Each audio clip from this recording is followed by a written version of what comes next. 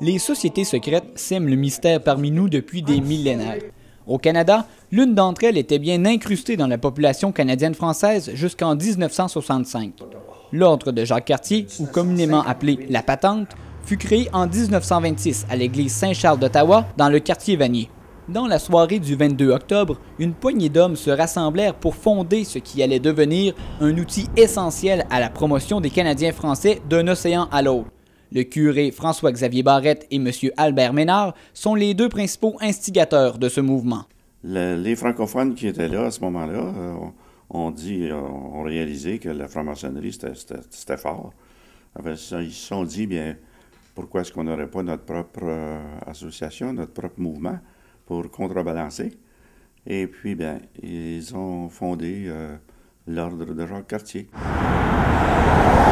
Particulièrement sur le plan économique, la Patente avait une forte influence sur les comportements des consommateurs canadiens-français. Tous les moyens étaient bons pour faire valoir leurs droits. On se présentait chez Eaton, Simpson ou Morgan, et là, la serveuse, tête carrée si vous voulez, la serveuse anglaise qui disait « I'm sorry, don't speak French ». Et là, nos bonnes femmes à nous disaient « Ah, êtes-vous parente avec la Madame Sorry de l'autre magasin? Oh, ben, si vous ne parlez pas français, ben, on va l'acheter là où il parle français. » Comme dans les autres sociétés secrètes, l'Ordre de Jacques-Cartier possédait une constitution et un guide de conduite des officiers. La hiérarchie de la Patente était calquée de l'Église catholique. Un grand commandeur dirigeait une chancellerie qui, elle, contrôlait différentes petites commanderies. Pour chaque nouveau officier, l'initiation signifiait l'appartenance complète à l'ordre. Pour y parvenir, l'initié franchissait 6 épreuves symboliques représentant les difficultés de la vie. À la fin du rituel, on montrait aux nouveaux venus les différents signes de reconnaissance, dont la principale, la poignée de main avec la pression de l'index sur le poignet. On nous bouchait les yeux, alors j'ai pas vu grand-chose.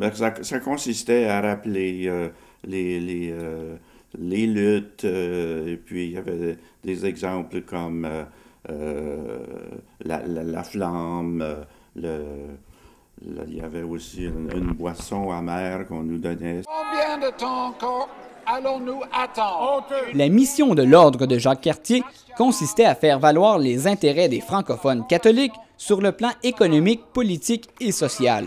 Pour ce faire, la grande chancellerie dictait à ses différentes commanderies d'infiltrer certains organismes ou institutions ayant un pouvoir décisionnel dans les régions francophones.